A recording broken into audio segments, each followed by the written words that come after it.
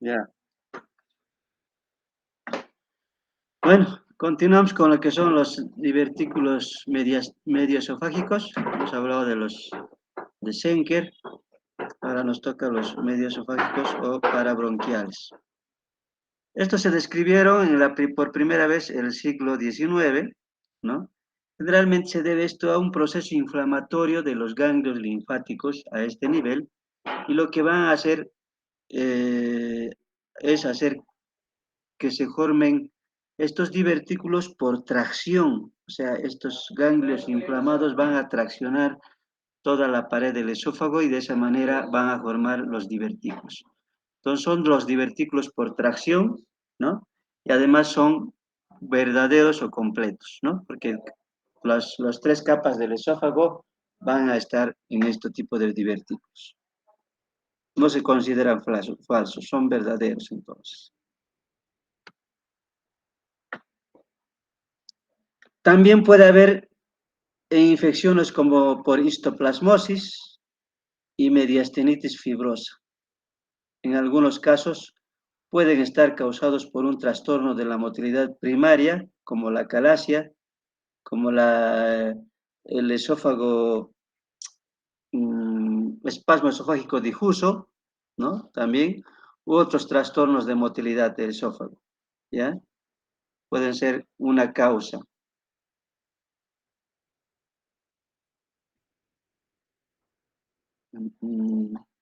¿Cuáles son los síntomas? Los síntomas son, general, la mayoría son asintomáticos, fácilmente se llenan y vacían, ¿no? Por la posición del paciente, ¿ya? Y el hallazgo generalmente es casual cuando se hacen pruebas diagnósticos por otras causas, como ser cuando pacientes que tengan disfagia, dolores de torácico, regurgitación, solicitamos a veces endoscopía y ahí encontramos los divertidos. Pueden estar presentes por trastornos de la motilidad primaria, como hemos indicado. Puede estar una tos crónica, puede hacer que sospeche, ¿no? Desde el desarrollo de una fístula broncoesofágica. Una hemoptisis poco frecuente, síntoma de presentación que indica erosión infecciosa de los ganglios linfáticos en la vasculatura mayor y árbol bronquial, ¿vale? Puede haber entonces esos síntomas que hemos citado. Tos crónica, hemoptisis, en algunos casos. El diagnóstico lo hacemos a través de un esofagograma con vario, ¿no? Entonces, generalmente están a la derecha debido a la abundancia de estructuras en la región medio torácica del lado izquierdo del pecho, ¿no ve? Como se ve en esta imagen, acá está el divertículo, ¿no? Medio esofágico. También se puede solicitar una TAC útil para identificar cualquier linfoadenopatía mediastínica, ¿no? Entonces, en casos de tuberculosis, siempre puede haber adenopatías frecuentemente, ¿no? También se puede realizar una endoscopía, prácticamente son medios de diagnóstico importantes en trastornos esofágicos, ¿no? ¿Ya? Entonces, la endoscopía nos va a hacer el diagnóstico, la manometría en todos los pacientes sintomáticos o no, para identificar el trastorno motor primario. O sea, la manometría más que todo es para ver si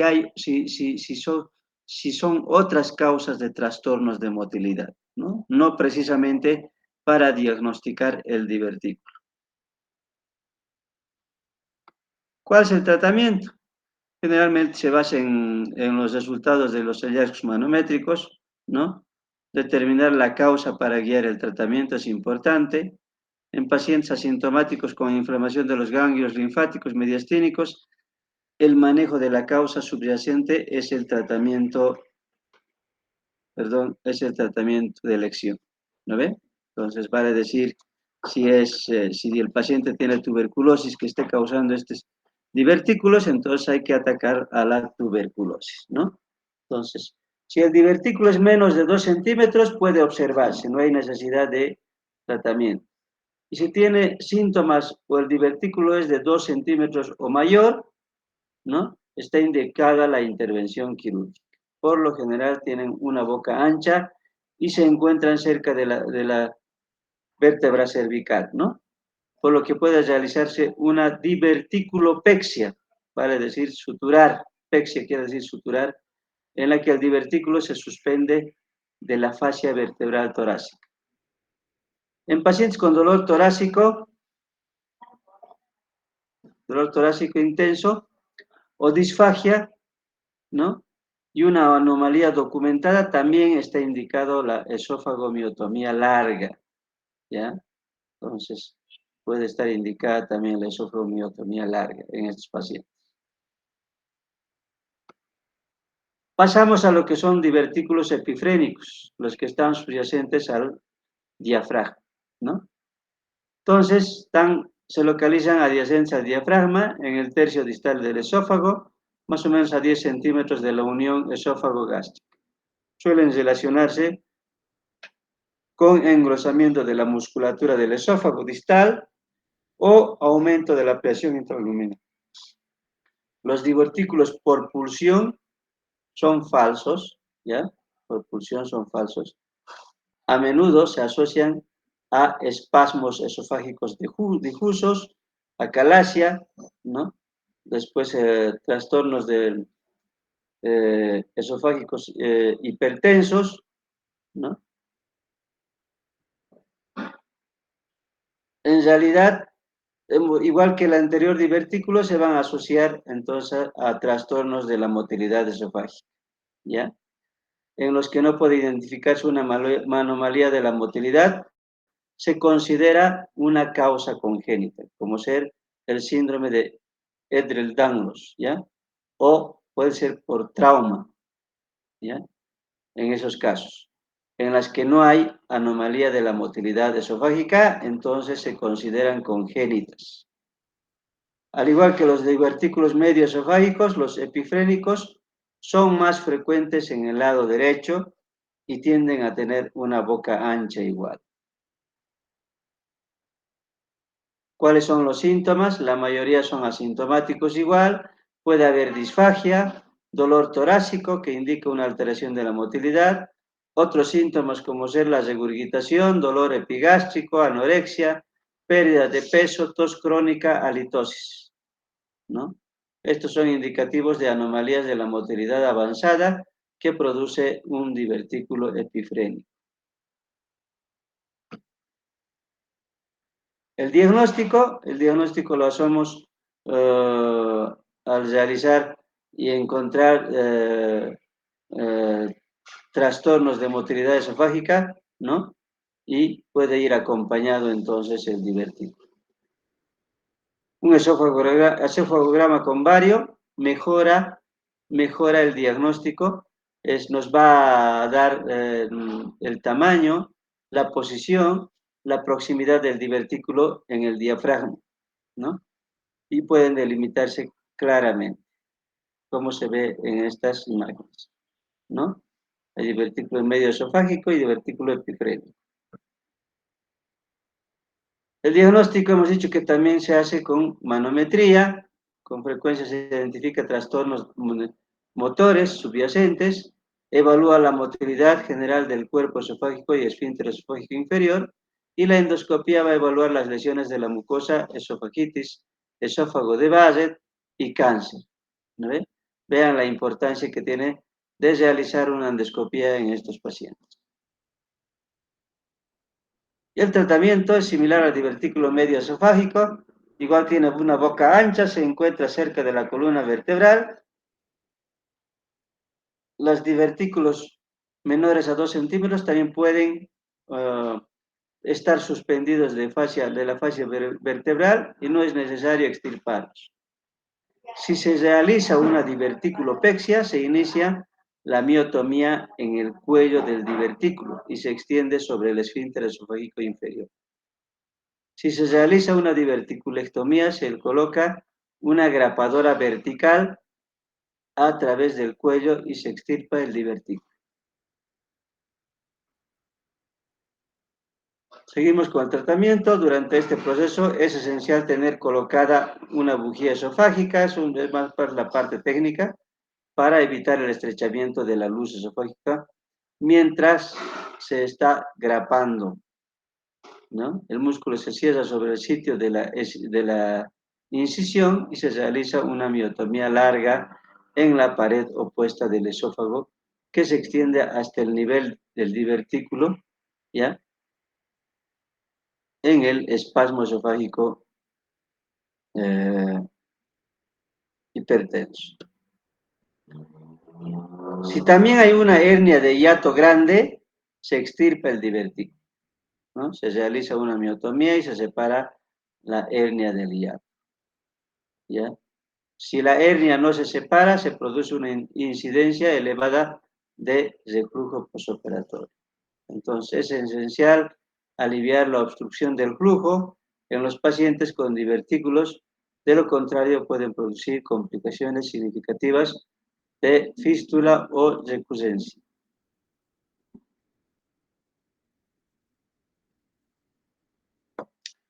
Entonces, ahí acabamos con lo que son divertículos y pasamos a lo que es la enfermedad por reflujo gastroesofágico. Es otra patología que es frecuente en la consulta. Hay muchos pacientes que tienen reflujos, se caracterizan casi generalmente porque se quejan de que no pueden dormir muy con la cabeza plana, casi siempre llegan a utilizar dos, tres almohadas o duermen semisentados.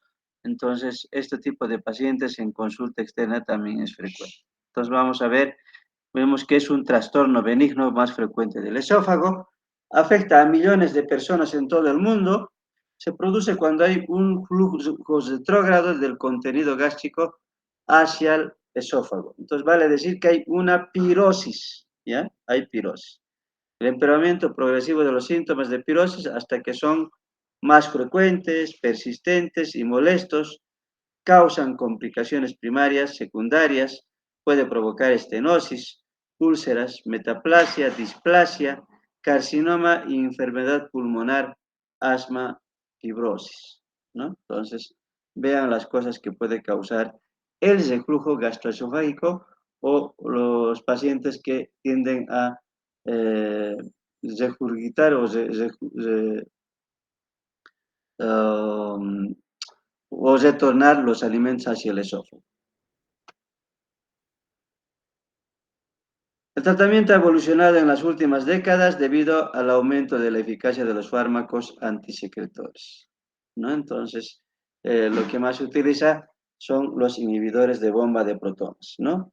Entonces, perfeccionamiento de las técnicas quirúrgicas también, y en muchos casos los síntomas pueden controlarse solo con fármacos y modificando el estilo de vida, pero algunos pueden experimentar resistencia o complicaciones. Esto sí, requieren tratamiento quirúrgico.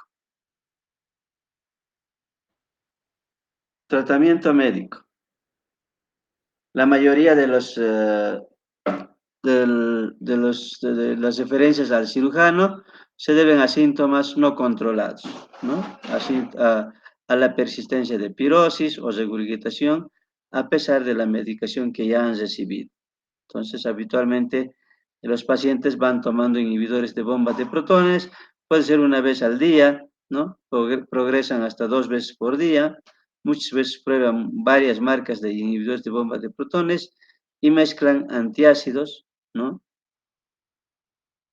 Suspender inhibidores de bomba de protones suele producir pirosis o regurgitación, ¿no? Impiden el funcionamiento normal.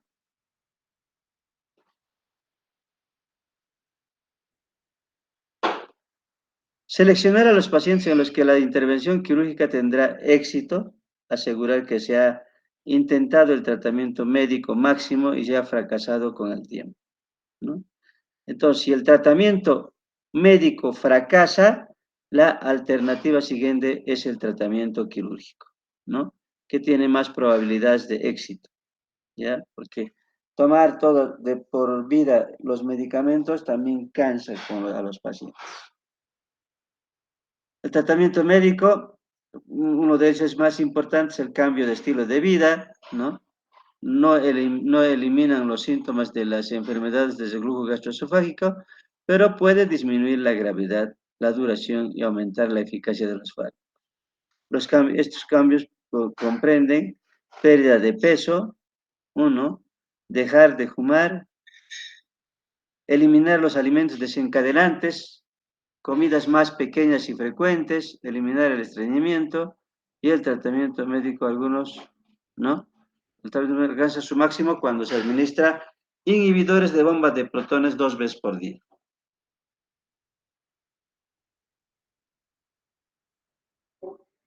Entonces, promueve la selección del tratamiento y adapta la técnica quirúrgica a las necesidades del paciente y evitar imprevistos durante la cirugía. Entonces, eso es lo que evita. Los estudios estándares comprenden prueba del pH, prueba de la motilidad esofágica, esofagograma con video, endoscopía con biopsia, prueba complementarias, estudio de vaciamiento gástrico o un ATAC. Prueba del pH. Aunque ya hemos hablado de esto, pues repetimos, el contenido gástrico es ácido normalmente, entonces se puede medir a través de este pH, que es un sustituto para el reflujo. ¿Qué va a documentar? Documenta la exposición del esófago inferior al reflujo gástrico, ¿no? Relaciona los síntomas con la exposición.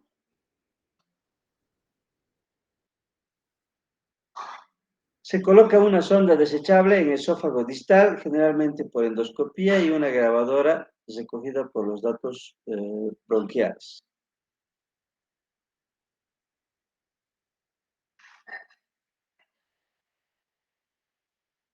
Ya. Entonces, se coloca, hemos dicho, una sonda desechable en esófago distal, generalmente por endoscopía, y una grapadora, ¿no? Que recoja los datos durante 24 a 40, grabadora, perdón, que recoja los datos durante 24 a 48 horas. Fundamental es documentar la exposición del reflujo anormal, porque otros procesos patológicos pueden tener síntomas parecidos a los de enfermedad por reflujo gastroesofágico. También del pH anormal se ha relacionado con el éxito de los resultados quirúrgicos.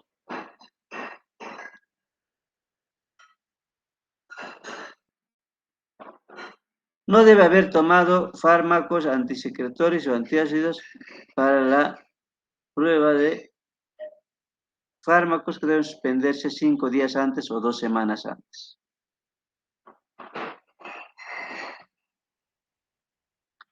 La prueba de la motilidad esofágica, ¿no?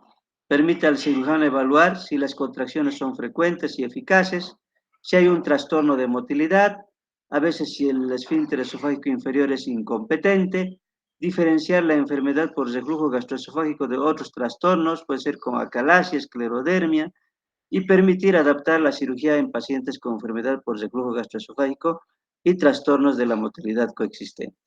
Por ejemplo, paciente con motilidad ligeramente alterada y pruebas de pH positivas podrían ser adecuada una funduplicatura parcial o flexible en lugar de una envoltura completa. Con frecuencia, pacientes con esta enfermedad de larga data tienen alteraciones de la motilidad esofágica y asesorarles sobre la disfagia postoperatoria después de la funduplicatura. Pacientes con alteración de la motilidad grave debe considerarse un estudio diagnóstico más completo o tratamiento no quirúrgico. La esofagografía con video, ¿qué va a mostrar? Muestra tanto la estructura como la función. Pueden diagnosticarse anomalías que podrían modificar el tratamiento quirúrgico, ¿no? Entonces va a haber en estos pacientes estenosis, masas, hernia de hiato, esófago acortado divertido.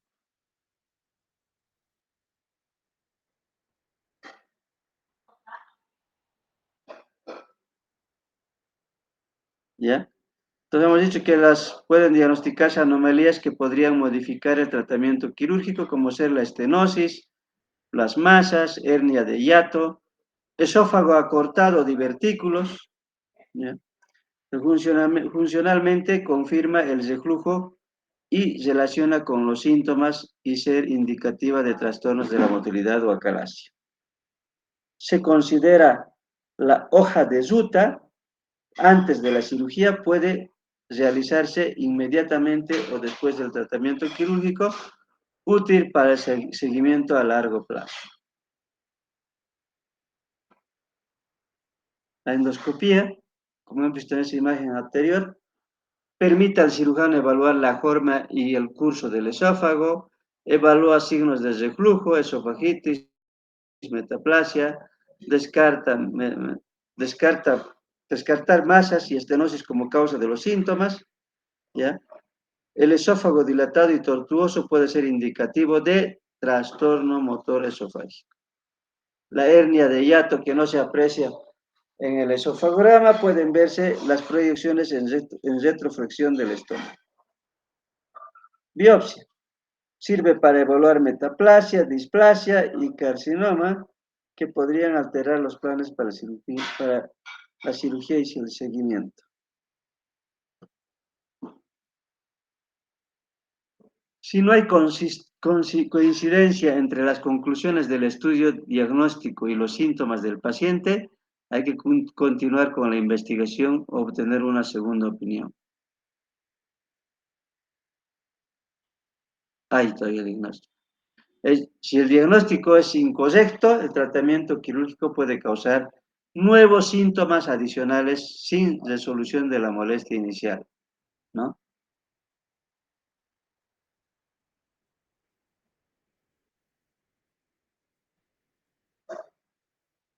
Ya. Estudios complementarios que pueden considerarse como la TAC de tórax abdominal, seguimiento del intestino, estudio vaciado gástrico, colonoscopia.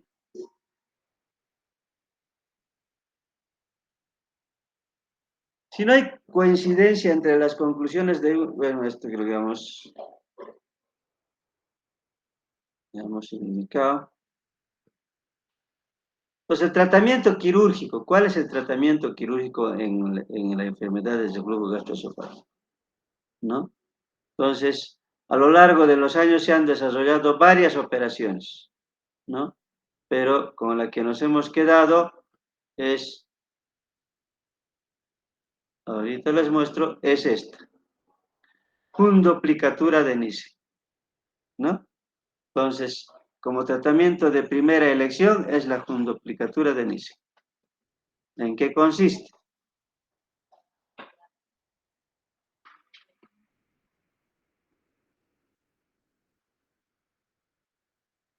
¿No? A lo largo de los años se han desarrollado varias operaciones antirreflujo, ¿ya? Se describen conceptos básicos de la funduplicatura transabdominal que se realiza con frecuencia y algunas variaciones. Después de comprobar que los síntomas se deben al reflujo y si es un candidato quirúrgico seguro, el cirujano tiene varias opciones. Tratamiento quirúrgico, independientemente de la técnica elegida, los principios básicos de la cirugía antirreflujo se mantienen constantes. 1. Preservar los planos tisulares y los revestimientos naturales, identificar y preservar los dos nervios vagos, identificar la unión esófago-gástrica verdadera para colocar plicatura, tener una longitud suficiente de esófago intraabdominal, establecer el ángulo de His.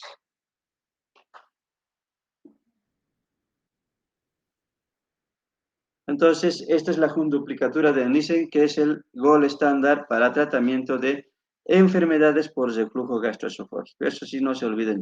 Descrita por primera vez en la década de los 50, se ha convertido actualmente en el estándar de cirugía antirreflujo. Vean cómo se hace en esta imagen la cirugía antirreflujo de Nissen. Bueno, esta es la técnica, hablo un poco de la técnica.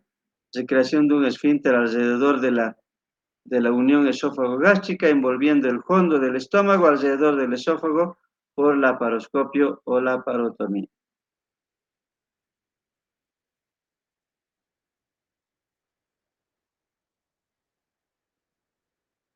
La incisión en el ligamento gastrohepático hasta visualizar el ligamento frenoesofágico, teniendo cuidado de evitar las arterias hepáticas accesorias. El esófago se moviliza circundalmente, después ambos nervios y vagos se han descubierto.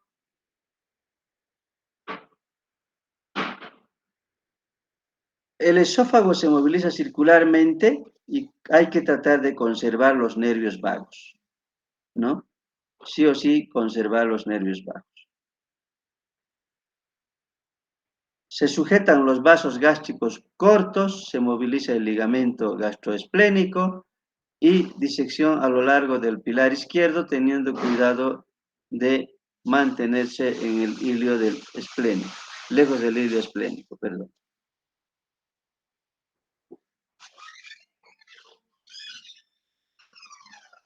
Seguimos con la técnica, se coloca una bujía de 50 a 54 French, ¿no? A través de la cavidad oral, en el esófago que nos va a medir, ¿no? Nos mide o nos calibra este procedimiento de fundoplicatura de Nissen. Ya nos va a calibrar. Entonces, eso es lo que hacen, eso es lo que se hace, ¿no? Algunos cirujanos han defendido el uso de mallas en el hiato como refuerzo. Sí, hay todavía controversias si usamos o no usamos, pero no.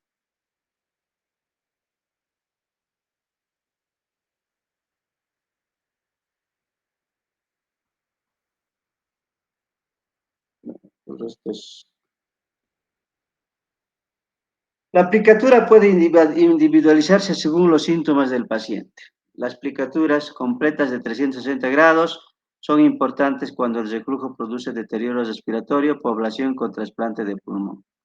La aplicatura flexible, de forma que hay espacio para pasar un inmunosupresor, perdón, un instrumento entre el estómago y el esófago, habrá menos disfagia, pero puede ser una menos competente. Una Nissen parcial o casi Nissen con aplicatura de 300 a 320 grados permite ciertas capacidades para eructar y vomitar, disminuye además los síntomas de disfagia y plenitud.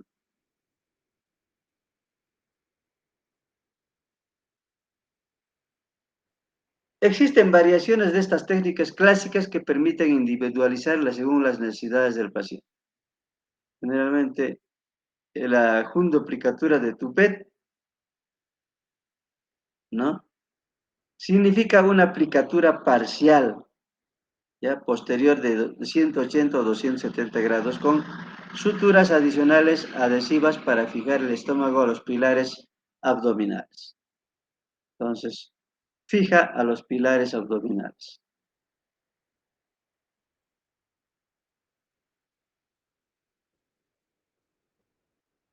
La fundoplicatura de Dor, ¿en qué consiste? Es la fundoplicatura de 180 grados. Se utiliza cuando se realiza una cardiomiotomía esofágica, como hemos visto, y consiste en una aplicatura anterior de 180 grados.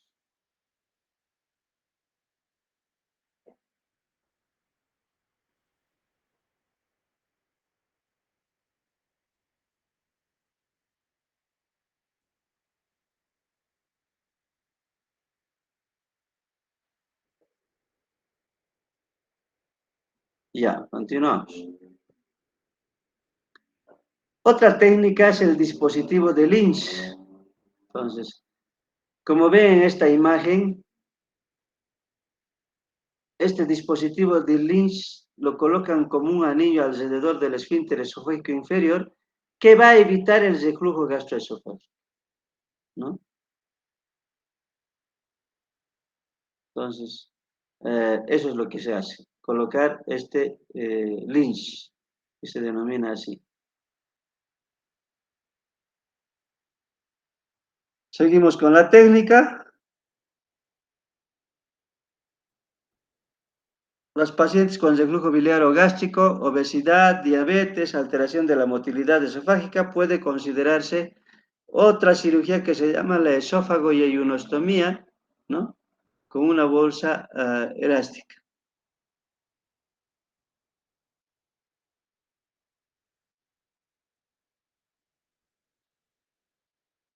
Gástrica. Bueno, permite el paso del contenido gástrico y biliar hacia abajo desde el esófago, evitando los síntomas relacionados con el reflujo. También es una opción de cirugía revisional en las que hay una gran cantidad de cicatrices o la integridad de los nervios vagos es dudosa.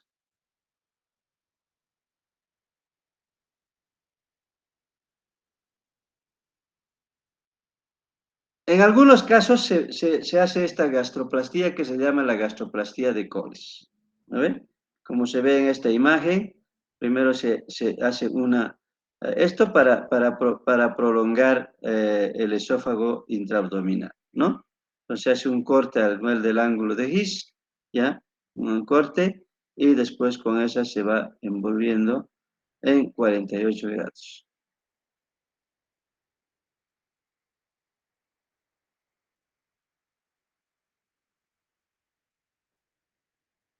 Eso es lo que se hace. Entonces, la enfermedad por reflujo gastroesofágico complicado.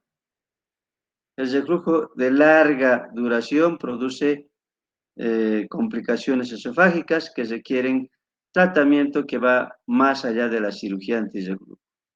Y estas complicaciones son la esofagitis, más biopsia, ¿no? Se tiene que hacer. Entonces, sí o sí hay que hacerlas, lo indicado. Estos pacientes pueden no aliviarse con tratamiento quirúrgico, ¿ya?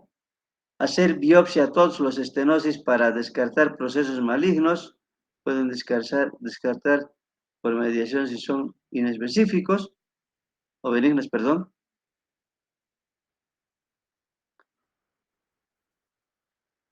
Sí o sí se tiene que hacer una biopsia en todos los pacientes que tienen estenosis para descartar procesos malignos, ¿ya? En estos casos de estenosis sabemos que podemos hacer las dilataciones, ¿ya? En casos de cambios metaplásicos como ser esófago de Barrett, sí hay que hacer biopsia, ¿no?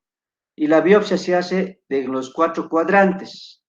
Hay intervalos de 1 centímetro para evaluar la displasia y el cáncer. Entonces, el esófago de Barrett es un antecesor de un carcinoma, ¿no? De un cáncer. Por esa razón, tiene la importancia de hacer biopsia en estos casos.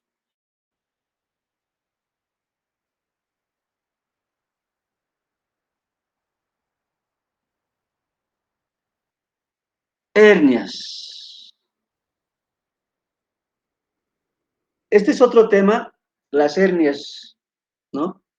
Es otro tema a nivel del esófago, ¿ya? En el caso de hernias, los pacientes tienen pirosis, disfagia, tienen estómago intratorácico parcial o completo.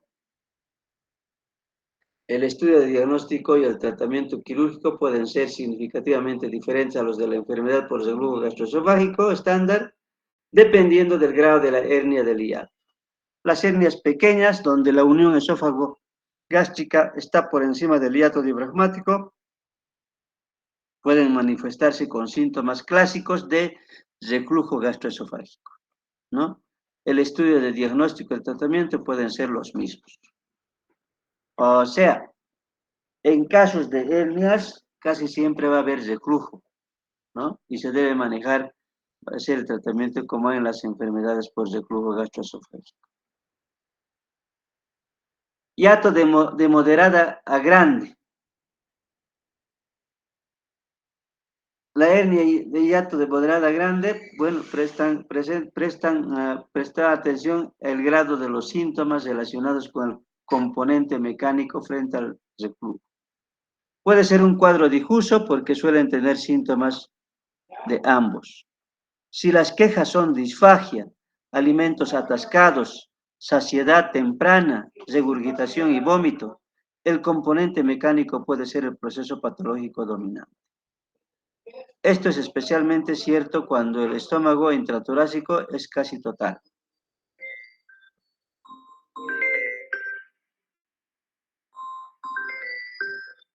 Un ratito, chicos.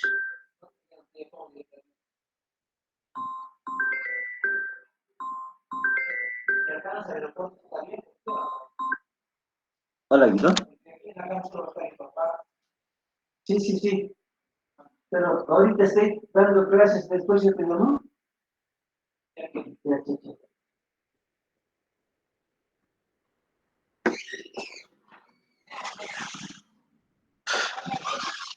El Guido.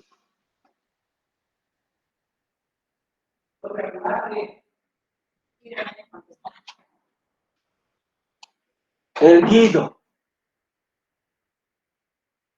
Ya. El diagnóstico se puede realizar pruebas de función pulmonar, evaluación cardíaca completa, si los síntomas se superponen, ¿no? Las pruebas manométricas no es necesario hacerlas, ¿ya? En estas hernias grandes, ¿no? Reducido la hernia, el esófago puede acortarse y ver opciones de gastropexia frente a la junduplicatura o gastroplastía junduplicatura de Colles, ¿no? Pacientes sienten alivio cuando el estómago vuelve a colocarse en la cavidad abdominal mediante gastropexia, ¿ya? Sin embargo, pueden tener síntomas de reflujo y necesitar fármacos antisecretores a partir de ese momento, ¿ya?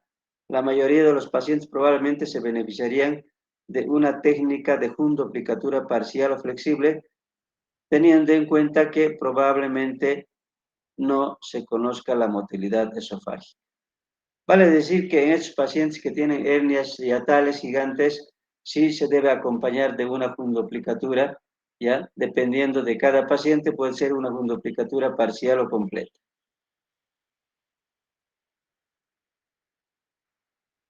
Eso en relación a lo que son las hernias hiatales, ¿ya?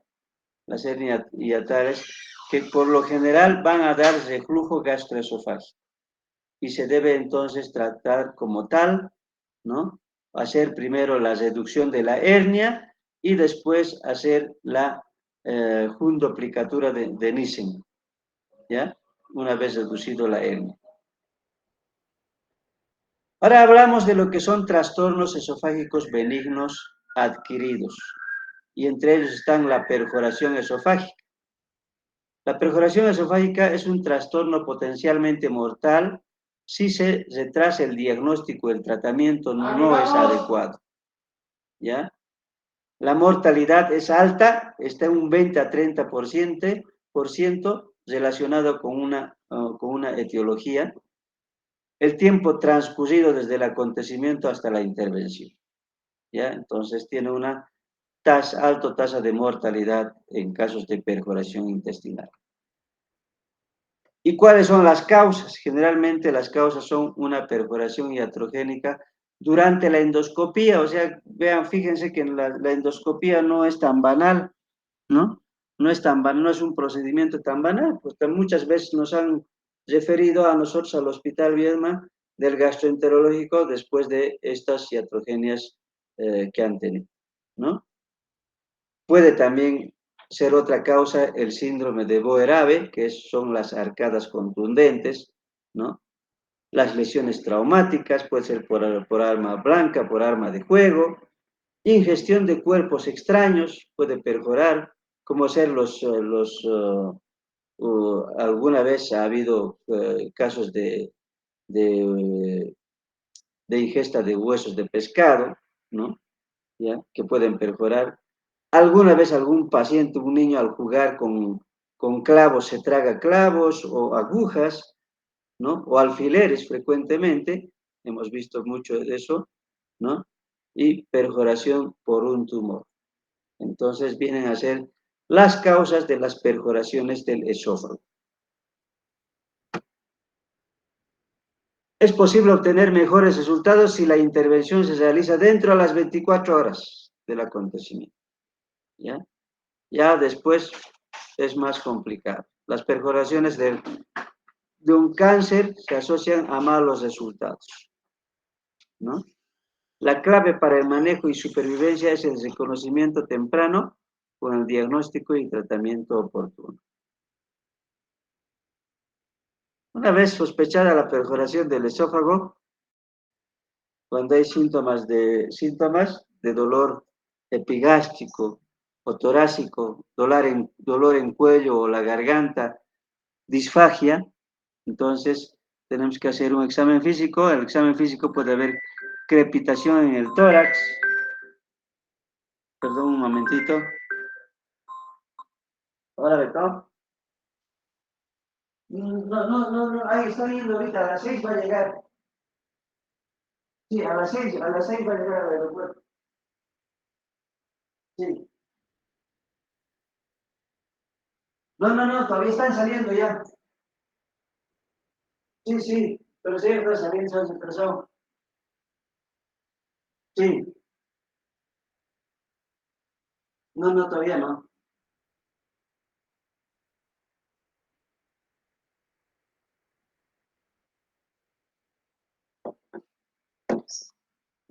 Ya, entonces, eh, al examen físico hemos dicho que puede haber crepitación en el tórax, el cuello, la cara, puede haber hinchazón a nivel del cuello, puede haber sensibilidad a nivel del epigastrio, puede haber voz nasal, pero a veces los hallazgos de la exploración son normales.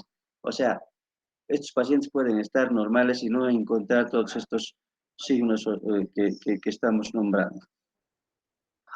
Otra evidencia temprana podría ser la presencia de aire cervical en el mediastino, ¿no? Aire cervical en el mediastino. Aire abdominal libre también. O sea, cuando se perfora, entonces puede haber, si se perfora la porción intraabdominal del esófago, obviamente va a haber aire, ¿no? Entonces, puede haber un aire subdiafragmático. Derrame pleural en radiografía de tórax puede haber. En la TAC puede observarse aire en el mediastino, aire o líquido periesofágico, y mecanismo de la lesión puede ser el indicio que inicie el estudio diagnóstico más completo. ¿Ya? Entonces, ¿qué hacemos? Podemos hacer un esófagograma con bario para diagnosticar el cuerpo extraño, ¿no? Entonces, o la perforación, vamos a ver el esofagograma con bario que va a mostrar una perforación esofágica, ¿no? Entonces, obviamente va a haber fuga del contraste, ¿no? Fuera del esófago y que va a mostrar la perforación. Una TAC, una TAC, una tomografía con administración oral con contraste, a veces aceptable si el diagnóstico es claro, ¿no? Si los estudios son normales, pero el nivel de sospecha es alto, pueden requerir una evaluación mediante laringoscopía directa o endoscopía en función de la situación clínica. Las intervenciones para evaluación pueden convertir una perforación pequeña o parcial en un proceso más significativo, por lo que se debe tener cuidado. De hecho, el diagnóstico, las opciones terapéuticas deben ser consideradas de manera individual, ¿no? Por un equipo de cirujanos experimentados. Determinar la gravedad de la lesión para pronosticar morbilidad y mortalidad con una puntuación de la gravedad clínica propuesta por el grupo de Pearson.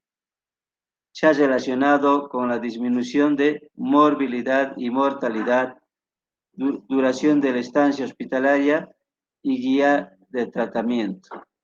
Esta es la tabla de puntuación que está en el Savington.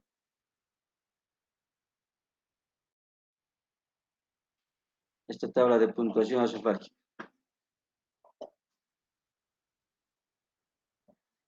Los principios del tratamiento después del diagnóstico son tratamiento de la contaminación, obviamente, drenaje de la local amplio, control del origen, acceso para la nutrición enteral, ¿no? Los pacientes no van a poder alimentarse por vía oral, ¿no? Por lo tanto, hay que pensar en otro tipo de alimentación. Puede ser acceso, puedes hacerle una gastrostomía de alimentación, una yeyunostomía de alimentación para obviar la cavidad oral. El tratamiento, se utilizan antibióticos de amplio espectro, ¿no? Entonces, drenaje de la zona con sondas torácicas es más frecuente, ¿ya? En casos seleccionados, drenajes guiados radiológicamente, o sea, bajo guía radiológica o bajo guía tomográfica o bajo guía ecográfica se puede hacer drenaje de de estas colecciones. Obviamente la cirugía toracoscópica o lavado torácico abierto con decorticación pueden ser necesarias dependiendo de la duración del desame y la cantidad de contaminación en el espacio pleural. También se debe hacer control del origen que dependerá del estado del paciente, gravedad y localización de la perforación y experiencia del cirujano. Tratamiento endoluminal con endoprótesis, muy popular con buenos resultados cuando se utiliza en pacientes apropiados, ¿no? Pero generalmente las endoprótesis son muy caras y casi nunca es accesible o no se puede encontrar, ¿no? Las perforaciones pequeñas, recientes, son de mínimo contaminación, puede colocarse en estos casos. El tratamiento quirúrgico depende del tipo de perforación, el nivel de perforación del esófago, ¿no? Si las perforaciones son altas, se abordan a través de una incisión por el lado izquierdo del cuello. Si son medio esofágicos, a través de una toracotomía derecha. Y si es un esófago distal, toracotomía izquierda o una laparotomía. Entonces, vean que para cada caso el abordaje es distinto. Los estudios radiológicos con desame en el lado derecho o izquierdo pueden modificar el abordaje. Los abordajes mínimamente invasivos son razonables y dependiendo de las preferencias del cirujano. O sea, vale decir, la cirugía laparoscópica, ¿no? Entonces, dependiendo de la habilidad del cirujano. Identifica la zona de la perforación, evaluación continua con la miotomía para exponer la lesión, debridamiento de los tejidos desvitalizados, evaluación de la extensión de la lesión y consideraciones para su reparación.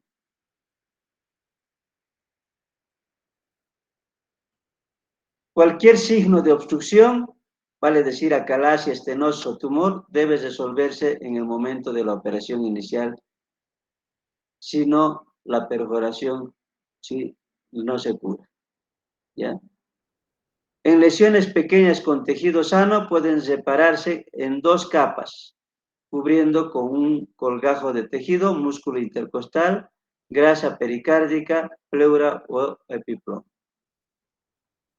En lesiones extensas con zonas desvitalizadas deben tratarse mediante fistulización controlada con sonda en T.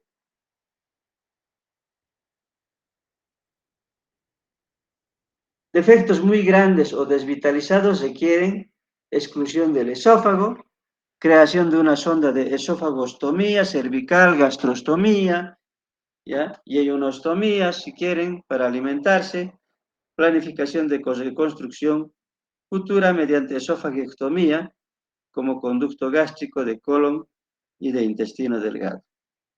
Sondas de gastrostomía y ionostomía en la primera operación pueden proporcionar descompresión, drenaje cerca de la perforación y acceso a la nutrición enteral.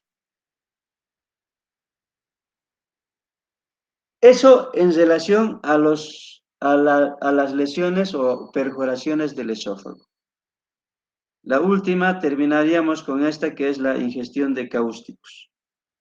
En el hospital hay muchos que se tratan de suicidar y se intoxican con raticidas, toman distintos tipos de insecticidas, con lo cual se dañan y se queman el esófago, ¿no? Entonces, eh, hay gente que se toma lavandina, un sinfín de cosas, ¿ya? Obviamente van a lesionar o quemar el esófago, ¿ya? Esto generalmente ocurre en los niños por eso hay que alejar esas cosas que accidentalmente o por accidente pueden tomarlas, ¿no? Y provocarse lesiones severas. En los adultos es más frecuente con intentos de suicidio, ¿no? Y el patrón de la lesión va a variar de una lesión superficial a un segmento corto. Puede haber necrosis de todo el espesor del tubo digestivo proximal también. Entonces, dependiendo qué va a tomarse. Factores que afectan la extensión de la lesión van a ser el pH, la cantidad que ha tomado de sustancia, duración de la exposición, ¿no? La evaluación y el tratamiento después de la ingestión son difíciles y requieren experiencia y buen juicio. En la evaluación inicial e inmediata debe participar un cirujano casi siempre para una mejor atención. En el examen físico puede haber deterioro de vías respiratorias superiores, puede haber disnea, puede haber babeo, estridor, ronquera.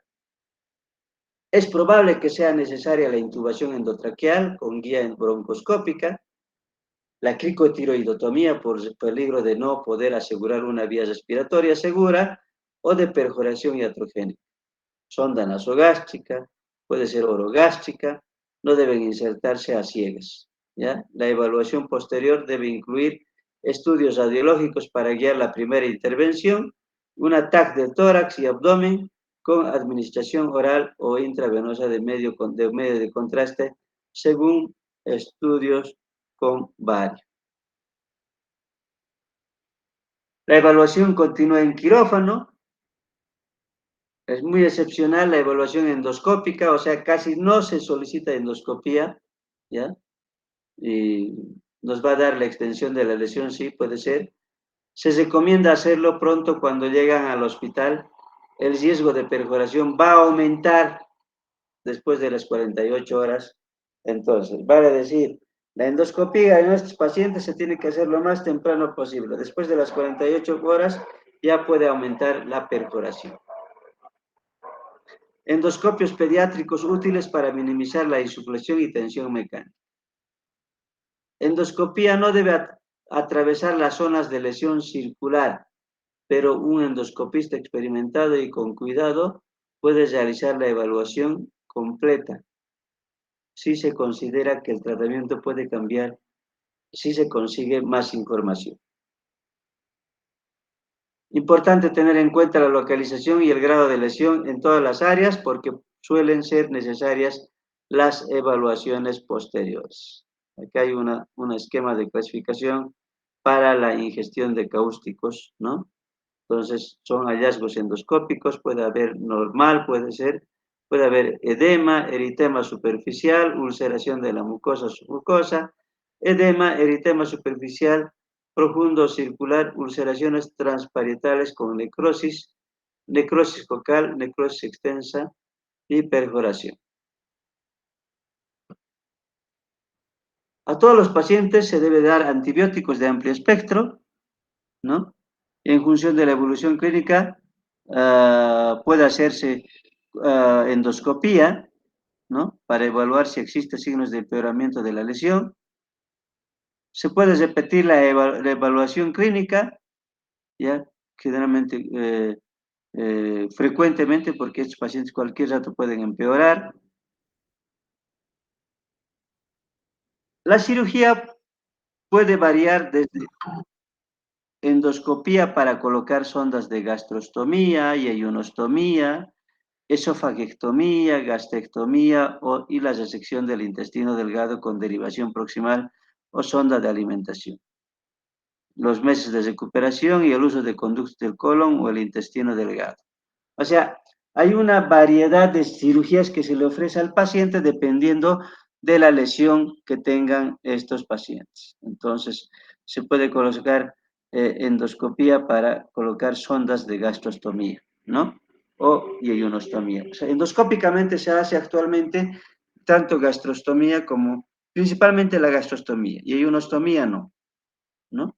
La esofagectomía significa sacar el esófago, ¿no?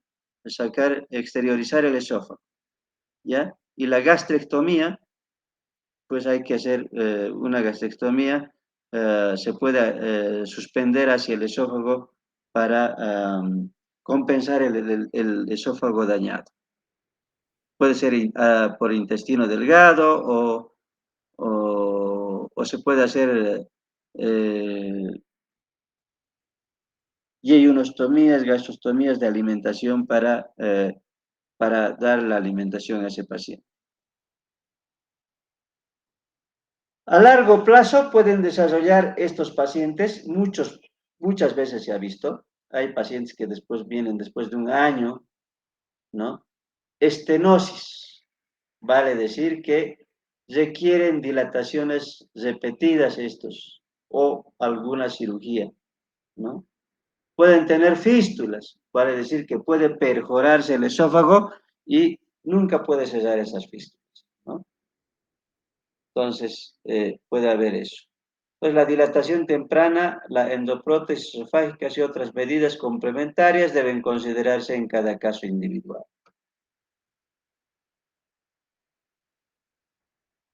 Bueno, ahora tocamos lo que es la ingestión de cuerpos extraños. Entonces, la fístula traqueoesofágica benigna y anillo de Chantatsky, ¿ya? Hay pacientes que han ingerido un cuerpo extraño, es necesario los conocimientos técnicos para evitar la perforación iatrogénica. Si el objeto está alojado en el esófago, se prefiere la endoscopía con anestesia general. Empujar enérgicamente el objeto hacia el estómago puede provocar perforación, o sea, no hay que hacer eso. La relajación completa, lubricación con agua y una presión suave a veces son suficientes.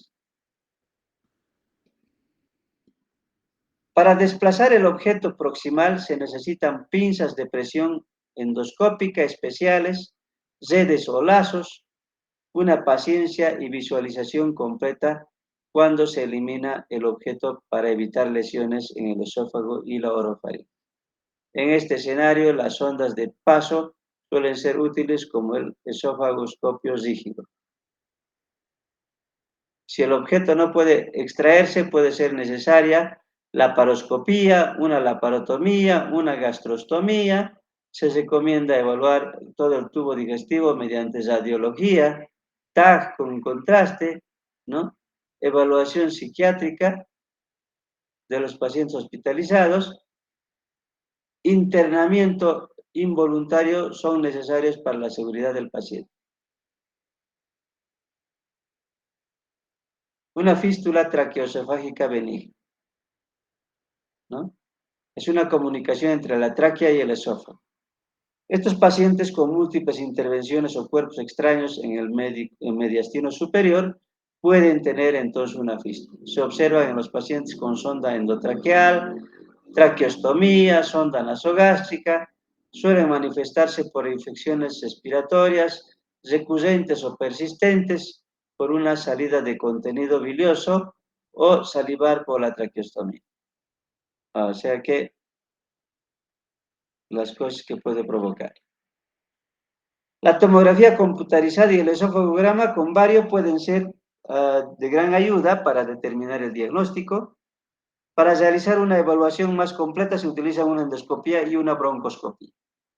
Puede ser necesario retirar la traqueostomía temporalmente durante la endoscopia. En una fístula traqueoesofágica, los principios de tratamiento son eliminación de la causa, consideración de la exclusión de la fístula mediante endoprótesis o derivación, reparación o cicatrización retardada. En un paciente estable, La separación definitiva puede evitar la necesidad de la exclusión o la derivación temporal. Si la causa de la fístula es un balón de traqueostomía, será necesaria una traqueotomía más larga o sin balón. También se utilizan antibióticos habitualmente. El acceso enteral y la descompresión gástrica puede realizarse con sondas de gastrostomía y ionostomía, ¿no? Cuando el estado del paciente es el adecuado, puede realizarse reparación mediante toracotomía, abordaje cervical con resección de la fístula, posible separación primaria o resección o la interposición del tejido vascularizado. No es adecuado intentar la separación definitiva en pacientes que están clínicamente en muy mal estado general o muy deteriorados. La cicatrización retardada puede producirse si se han eliminado los factores causantes y la derivación ha tenido éxito. En ocasiones también puede utilizarse endoprótesis esofágicas. En este contexto puede, aunque esto debe determinarse en cada caso particular, ¿no? No siempre en todos. El anillo de Santaki. ¿Qué se refiere? Es el engrosamiento fibroso, concéntrico, no maligno, con estrechamiento en la unión esófago-gástrica, con epitelio escamoso por encima y células cilíndricas por debajo, ¿no? Vean esta imagen, ese es un anillo de Santaki, ¿no? Entonces, es un estrechamiento en realidad que anular a nivel del esófago. Por eso llaman anillo. No se conoce la causa, todavía se está debatiendo las relaciones con la enfermedad por reflujo y la hernia de hiato. Hay una presencia de un anillo, no es patológica, pero puede observarse en pacientes que sufren disfagia o obstrucción. En el paciente sintomático, si se realiza el diagnóstico mediante esofagograma o endoscopía, el tratamiento generalmente es la dilatación con bujía de balón. Siempre hay que hacer una biopsia en la zona para descartar malignidad. Suele ser necesaria la dilatación repetida y es una forma razonable de tratar los anillos sintomáticos porque hay pocas opciones quirúrgicas permanentes. Las estenosis persistentes siempre deben plantear la sospecha de una enfermedad maligna. Bueno, eso en relación a lo que son las patologías esofágicas, ¿no? Es amplia, pero hemos tratado de resumirlas lo más posible, ¿no? Y que sea lo más comprensible. Eh, Hemos visto que todas las patologías del esófago tienen mucha importancia y, para el diagnóstico, la manometría esofágica, la endoscopía, ¿no? Las series esófago-gástricas, ¿no? Entonces, eso es lo que se hace, es lo que se hace en la práctica diaria también para diagnosticar, ¿no? Lo más frecuente que se operan son, por ejemplo, son las hernias hiatales, ¿no?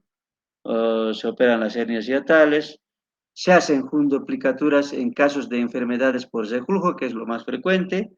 Las otras patologías casi nosotros no vemos, probablemente en el gastroenterológico, que es donde pueden ver eso. Nosotros generalmente operamos más las hernias hiatales, más operamos las enfermedades por reflujo gastroesofágico, ¿no? Las lesiones por cuerpos extraños, entonces dependiendo de la situación patológica en que se presenten en nuestros servicios. Eso, chicos, no sé si quieren alguna pregunta. Ahí terminaría mi clase de esófago. Es amplia, pero espero no haberlos cansado.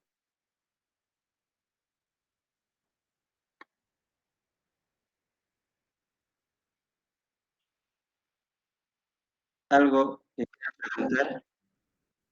No. Las preguntas van a ser de todo lo que les he dado. No los hago difíciles yo las preguntas. Lo que sí los hago es que lo que a mí me interesa de cada patología, lo más importante, ¿no? Entonces, cosas que les puedan servir a ustedes, cómo diagnosticar, ¿no? Cómo diagnosticar o cuáles son los síntomas o la clínica o el tratamiento, ¿no? Entonces, cuando formule mis preguntas, no van a ser difíciles, chicos. ¿Listo? ¿Alguna pregunta? Quedaríamos ahí. Suerte en su examen y ojalá podamos vernos en las clases prácticas con muchos de ustedes. Hasta luego, doctor. Muchas gracias. Que les vaya bien.